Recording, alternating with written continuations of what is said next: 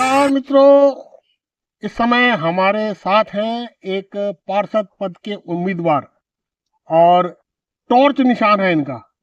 एक ऐसी बात जो ये खास है, ये एक ऐसे कैंडिडेट के सामने खड़े हैं, अगर ये ना खड़े होते तो वो निर्विरोध चुने जाते हैं। रुड़की में 2 निर्विरोध चुने गए हैं, तीसरे वो हो जाते हैं, लेकिन इन्होंने उनके सामने खड़े होकर उनकी मंशा एक तरह से खराब कर दी। तो मैं सबसे पहले आपसे जानना चाहूंगा, आप पहले अपना नाम बताएं और अपने चुनाव चिन्ह वगैरह बताएं। मेरा नाम जगमोहन भारद्वाज है और मैंने कलिंग लाल पॉलिटेक्निक से डिप्लोमा किया है इंजीनियरिंग से। और मेरा चुनाव निशान टॉर्च है। टॉर्च का मतलब प्रकाश करना, यानी कि जो नगर निगम में भ्रष्टाचार है उसको रोकने के लिए, ये मतलब उसको रोकने के लिए आप ज्ञान की प्राप्ति हो, ताकि उसको भ्रष्टाचार को रोका जा सके। आपको ऐसा लगता है जो दूसरे कैंडिडेट खड़े हैं वो आपके सामने वो नहीं कर रहे इस काम को? नहीं, उन्होंने प्रयास तो किया लेकिन पूर्ण रूप से सफल नहीं हुए। उन्होंने कई बार खुद भी कहा कि नगर निगम से मैं कार्य को कराने में सफल नहीं रहा। और उन्होंने कहा कि अगले 3 साल में पिछले अगर वादे पूरे नहीं कर पाया तो मैं इस्तीफा दे दूंगा, ऐसा भी उन्होंने वादा किया है।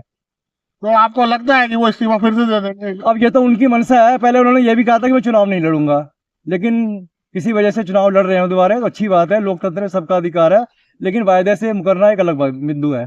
तो हो सकता है वो मुकर जाए, हो सकता है इस्तीफा भी दे दें, कुछ भी हो सकता है। तो उनका मैटर है, आगे देखा जाएगा जो भी होगा।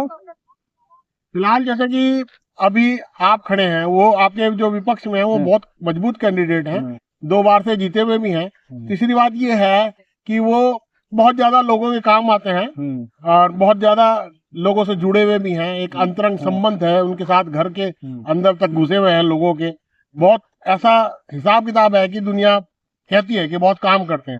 तो आप अभी रुड़की में रिटायर होने के बाद आए? नहीं, हमारा कहीं ये स्कूल नंबर 7 से मैंने परीक्षा 5 पास किया है। उसके बाद मेरी सारी शिक्षा रुड़की से हुई है, जीआईसी से हुआ, फिर डीवी डिग्री से हुआ, उसके बाद पॉलिटेक्निक से डिप्लोमा किया, उसके बाद में नौकरी में चला गया। लोगों से पारिवारिक संबंध है, अपनी दोस्ती है, अपने रिश्ते हैं और अपने क्लास फेलो भी हैं। ऐसा नहीं है कि हो सकता है मेरे नाम से ना परिचित हो, लेकिन शकल से सब लोग परिचित है। बहुत से लोग आपसे आके आपको चुपके से शाबाशी दे रहे हैं और कह रहे हैं बहुत अच्छा हुआ जो आप खड़े हुए। ऐसा क्यों है कि खुल के उनके खिलाफ नहीं बोल रहे और आपसे खुल के लोकतंत्र में सबका अधिकार है, लोग सामने आने से झिझक करते हैं। क्योंकि मेरा 1-2 बार रिक्शा गया गलियों में, तो लोगों ने उसको रोकने का प्रयास किया कि जोर से मत जाओ, हमारी गली मत जाओ। ये सब ठीक नहीं था, लेकिन उनको समझाया तो वो मान गए। बाद में आपको रोकने की कोशिश की गई? हाँ, 1-2 गली में रोकने का प्रयास किया गया, लेकिन वो बाद में मान गए। जब हमने उनसे कहा तो वो बुरा मान गए। उसके बाद उन्होंने सहमति हो गई, नहीं मैं नहीं रुकवाऊंगा किसी से। अच्छा, जैसे कि आप एक आम चेहरा नहीं है, मतलब खास चेहरा नहीं, आम चेहरा है। नहीं, हमने एक सरकारी नौकरी में रहे हैं 30 साल, तो शुरू में आदमी सोचता है कि एक निर्दलीय के रूप में लड़े, क्योंकि सभी पार्टियां ठीक है, सभी पार्टियां खराब है, हर एक की अपनी अपनी क्वालिटी है। आपको ऐसा लगता है कि जैसे कि आपको लोग ज्यादा जानते नहीं है, फिर भी आप उनको फाइट देंगे, जीतेंगे? हाँ बिल्कुल, क्योंकि हमारा परिचय है, हमारे शकल से सब लोग जानते हैं। क्योंकि मैं 30-34 साल जो है बाहर रहा हूँ, लेकिन बीच बीच में आता रहा हूँ, लोगों से परिचय। ऐसी बात नहीं है कि सब अपरिचित हो। जैसे कोई और कैंडिडेट नहीं खड़ा है भाजपा के अलावा, तो दूसरे जो कैंडिडेट हैं, दूसरे जो पार्टी के, वो लोग आपके साथ कुछ संपर्क में हैं? हाँ, सबका सहयोग मिलेगा हमें, ऐसी बात नहीं है। सभी लोगों का सहयोग मिलेगा जो किसी भी पार्टी को, इसलिए हम बगैर दल के लड़ रहे हैं। सभी लोगों का साथ है उसमें, क्योंकि भेदभाव नहीं है। सरकारी कर्मचारी रूप में कोई भेदभाव नहीं करता, उसके लिए सब बराबर है, चाहे वो बीजेपी का हो, चाहे कांग्रेस का हो, चाहे बसपा का हो। उसका काम है, क्योंकि ये जो पार्षद का काम है बाहर से सेवा करना है। हम लोग अंदर से सेवा की है, व्यवस्था में जुड़े रहे हैं हम अंदर से।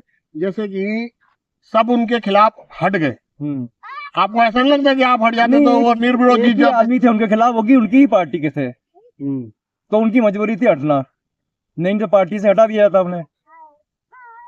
अब तो जैसे कि उनकी बड़ी वैसी सेवा वाली इमेज है, अभी ऐसा कहा जाता है कि कोई व्यक्ति अगर चला जाए, उसकी मतलब चिता की अग्नि ठंडी नहीं होती, उससे पहले उसके घर में जो सारी सुविधाएं, उनकी सहयोग, मृत्यु प्रमाण पत्र, विधवा पेंशन, बच्चों को मतलब कुछ घर में बड़े की कमी फील नहीं होने देती है। इतनी सेवा करने वाले व्यक्ति के सामने आप आ गए।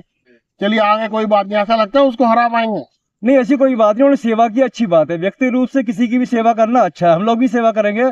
लेकिन जो मूल रूप से नगर निगम के काम थे, जो भी उनको वो करने में मतलब पूर्ण रूप से अक्षम रहे हैं, वो खुद स्वीकार किए हैं कि मैं नगर निगम से अपने कामों को नहीं करा पाया। वो कहते हैं कि बोर्ड भाजपा का होगा, बोर्ड भाजपा का होगा। बोर्ड से क्या मतलब है? बोर्ड किसी का भी हो, अधिकारी से काम कराने की क्षमता होनी चाहिए। सरकारी अधिकारी से काम कराना भी एक कला है, वो हर एक के पास नहीं है। जैसे बहुत सी योजनाएं ऐसी है जो आप कह रहे थे मेरे से कि जो आप दिलवाएंगे, क्या उन्होंने नहीं दिलवाए? अब वो नहीं कर पाया क्योंकि पूरे देश में 741 योजनाएं हैं प्रधानमंत्री जी की। इसमें 14 योजनाएं प्रमुख हैं, जैसे बच्चों के लिए, बेटियों के लिए, महिलाओं के लिए है, और जो है श्रमिकों के लिए है, वृद्धों के लिए है। उसमें कुछ ऐसी योजनाएं भी जैसे आवास है, गरीबों के लिए आवास है, प्रधानमंत्री योजना में आवास बनते हैं। शहरी क्षेत्रों में भी कई लोग गरीब हैं, उनको आवास दिलानी चाहिए थी, लेकिन वो नहीं दिला पाए। और कोई योजना ऐसी जो आप दिलवाएंगे जो नहीं दिलवा पाए? जो भी योजना होगी हम पूरा प्रयास करेंगे कि कौन कौन रह गया है, कौन किस योजना को चाहता है, कि हर आदमी हर एक योजना को नहीं चाहता, हर एक की योजनाएं अलग अलग है। मान लो कोई महिला है, वो 2 लाख तक का जमा करती है, उसको 7.5% ब्याज मिलेगा, और नहीं मिलेगा तो हो सकता है कोई महिला चाहे कि 2 लाख एसपी बनाकर 7.5% ब्याज मिल जाए, जो कि रिटायर वो सेवारत लोगों को मिलता है।